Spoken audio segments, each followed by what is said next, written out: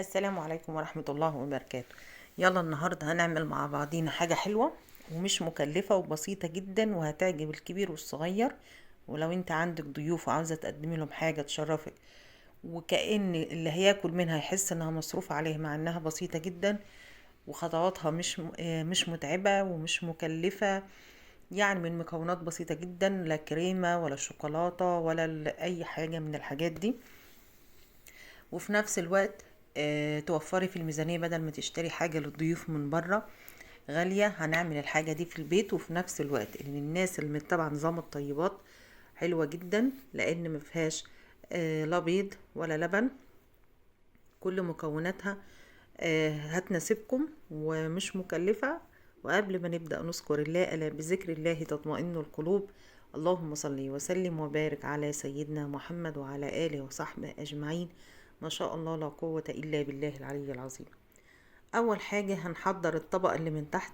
هنجيب كوبايتين سميد بسبوسة عادية من غير أي إضافات، وهنحط عليهم معلقتين جوز هند. الحاجات اللي احنا يعني جوز هند ده اختياري، ممكن تحطوه ممكن ما تحطوش. عندك شوية مكسرات عاوزة تحطيهم برضو حطيهم. هنحط كمان نص معلقة بيكنج باودر، يعني شوية صغيرين كده بيكنج باودر زي معلقة صغيرة او اقل. وكمان رشة فانيليا.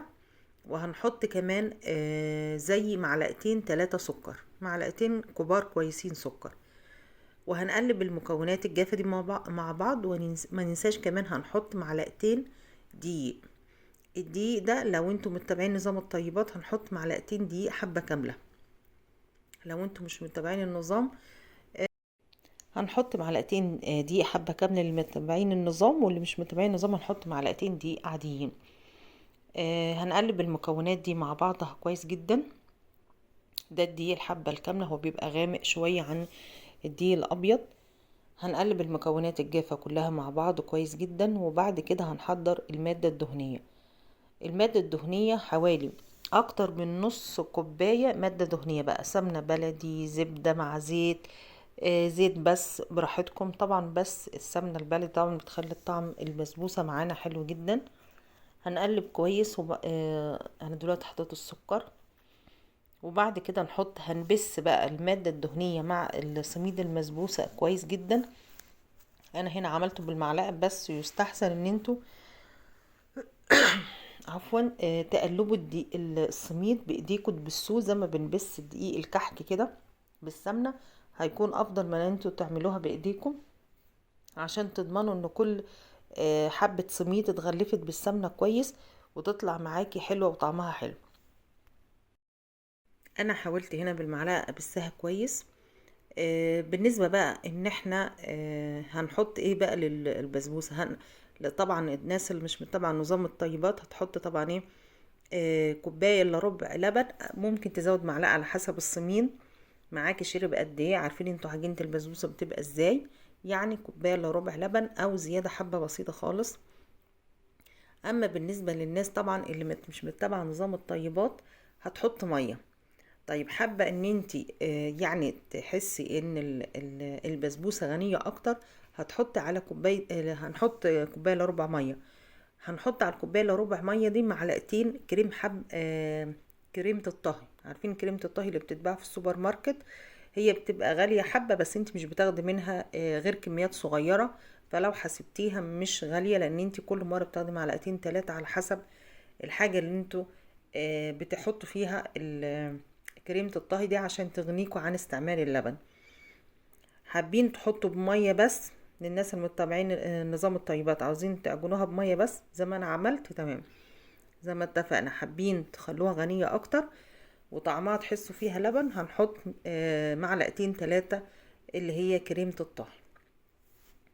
وموجودة في المحلات وبسهولة تلاقوها. انا حسيتها ان لسه محتاجة مية. كلنا طبعا عارفين عجينة البسبوسة بتبقى ازاي، لا هي يابسة ولا هي طبعا زي الكيك. ما هي بتبقى عجينة بس بتبقى سهلة الفرد. تمام كده، يعني هي كده وصلنا للعجينة المطلوبة. وبعد كده هجيب طبعا اي قالب هنحط فيه، حابينه مدور مستطيل مربع زي ما انتوا حابينه. وادهنوا القالب بدل السمنة ندهنها طحينة، يعني معلقة طحينة كده هتدهني بيها. حابين تدهنوها بسمنة مش مشكلة برضو عادي. وبعد كده هتسووها بالمعلقة كويس وتملوا الفراغات، يعني لو حتة قليلة عن حتة تحاولوا يعني تظبطوها بحيث في السوا ما تلاقوش جانب بتحروق شوية عن جانب تاني او تحسوا انها مايلة. وبعد كده هتبلوا ايديكوا سمنة وهتضغطوا على الوش كده بحيث تسووه، وفي نفس الوقت السمنة هتدي وش حلو في الفرن اما تدخلوها الفرن. وبعد كده هندخلها الفرن على الرف الاوسط. وبعد ما تحسوا انها استوت، ولو محتاجة الوش معاكم يتحمر زيادة هتولعوا الشواية من فوق وبس، مش هتاخد معاكي دقيقتين 3، نخلي بالنا. وبعد كده نخرجها. قبل ما نخرجها طبعا اثناء السوا هنكون بنحضر الطبقة التانية. الطبقة التانية بقى عبارة عن ايه؟ حاجة سهلة جدا، مش هتحتاجوا فيها غير كيس كريم كراميل، كيس واحد بس. هتجيبي كوبايتين مية هتحطوهم على النار، ونحط عليهم كيس الكريم كراميل. وبعد كده ممكن تكملوا الموضوع كده لو انتم متابعين يعني النظام الطيبات، او ما عندكيش لبن فحابة تعمليها بمية تمام. بس هنحط بدل ما يبقى عاوزة كريم كراميل يبقى غني، هنحط برضو معلقتين كريمة الطهي، معلقتين 3 بالكتير. كريمة الطهي هتديكي غناوة اللبن والطعم الحلو اللي يخلي معاكي الكريم كراميل، الطبقة بتاعت الكريم كراميل غنية. انا حطيت هنا كوبايتين المية عليهم معلقتين 3 كريمة الطهي بس. طبعا كريمة الطهي مناسبة برضو للمتابعين نظام الطيبات. لغاية ما يبتدي طبعا يغلي معايا كويس. طبعا الطبقة دي مش بتتماسك او مش بتتقل السمك بتاعها اثناء الطهي على النار، هتفضل برضو معاكي زي ما انتوا شايفينها سايلة كده. هنقلب فيها لغاية ما نحس ان خلاص ابتدت تعمل فقاقيع. انا عاوزة الخليط يعمل فقاقيع عشان اطمن ان هو استوى. وبعد كده هنطفي عليه في الوقت، يعني تحاولوا تظبطوا الوقت ما بين ان انت تطلعي البسبوسة من الفرن ويكون الكريم كراميل على النار خلاص استوى، بحيث وهو بيغلي كده هنصبه على البسبوسة. بس حبيت اقول لكم انا حسيت ان المفروض كانت البسبوسة نعمل السيرم بتاعها ونسقيها بنص السيرم بتاعها عشان يطلع الحق. انا كنت محتاجة احس ان الحلا يعني كان محتاج حبة كمان، وفي نفس الوقت عشان البسبوسة تكون جوسي اكتر. ف يعني اللي انا بقول لكم عليه هي طلعت طعمها حلو جدا. بس حسيت ان انا لو كنت سقيت البسبوسة بنص السيرم، اللي يعني السيرم اللي بتعمليه للبسبوسة العادي بس هتعمله نصه، يعني على حسب الصينية عندك. بدل ما بتحطي مثلا كوباية سكر على كوباية مية، لا هنحط مثلا نص كوباية سكر على نص كوباية مية ونسقيها شوية برضو اول ما تطلع من الفرن على طول. وبعد كده هنصب على طول عليها اللي هي الطبقة التانية بتاعت الكريم كراميل. لكن هي طلعت طعمها حلو، بس انا حسيت ان هي كانت هتبقى احلى لو عملنا كده.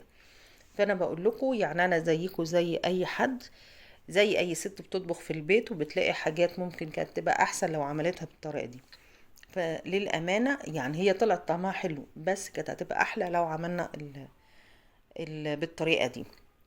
لكن هي طعمها حلو، بس انا حبيت انها تبقى احلى يعني اكتر وجوسي اكتر لو كنا عملنا نص سيرم البسبوسة، سقينا البسبوسة شوية بنص السيرم بتاعها وبعد كده حطينا الطبقة دي. نيجي بقى للتزيين. انا حطيتها طبعا في التلاجة لغاية ما جمدت وبقت تمام، يعني سبتها لغاية مش جمدت، يعني نحطها في التلاجة العادية مش في الفريزر لغاية ما طبقة الكريم كراميل تتكون معايا وتتقل. بعد كده جبنا ورق زي ما انتوا شايفين كده متقطع كده مستطيلات رفيعة وحطيناها وخلينا فراغات بين كل ورقة وورقة. وجبنا بقى شوية كاكاو في مصفى ورشناهم بحيث يعمل لي الخطوط اللي انتوا شايفين اللي انتوا شفتوها. لو انتوا حابين ترشوا قهوة ماشي، كاكاو ماشي، اي بودر للتزيين هترشوه هيعمل لكم. ممكن تعملوا خطوط كنتوا بالعكس بحيث تطلع مربعات برضو هيبقى شكلها حلو. وعاطت طعم كمان لان الكاكاو بيخلي طعم الحاجة حلوة فيها كأن شوكولاتة. ونشيل الورق كده بالراحة عشان ما يميلش على المنطقة ويفضل انه يكون ورق مش مسطر زي كده، يكون ورق ابيض افضل عشان ما ياخدش من اللون الخطوط ده على الاكل عشان ما يضرناش.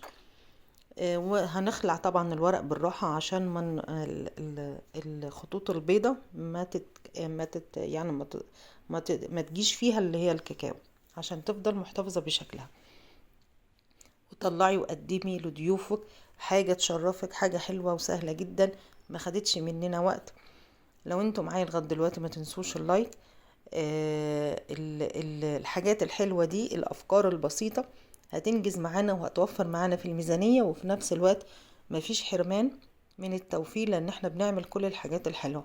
والناس اللي متابعة نظام الطيبات هتتبسطوا بالطريقة من الحاجات الحلوة برضو اللي هتناسب النظام الغذائي. ربنا يحسن ما بين ايدينا وايديكوا دايما. هوريكم دلوقتي واحنا بنقطعها. طالعة حلوة جدا، ويعني الطبقات باينة فيها، لان كمية الكريم كراميل حلوة تسقط البسبوسة، وفي نفس الوقت عملت لي طبقة من فوق. شايفين الطبقات حلوة جدا وهتعجب اي حد، واي حد هيقول ان انتي صارفة ومكلفة على الحلو اللي انتي بتقدميه، مع انه مكوناته بسيطة جدا. يا رب يحسن ما بين ايدينا وايديكم دايما، وتجربوا الفكرة وتعجبكم. والسلام عليكم ورحمة الله وبركاته.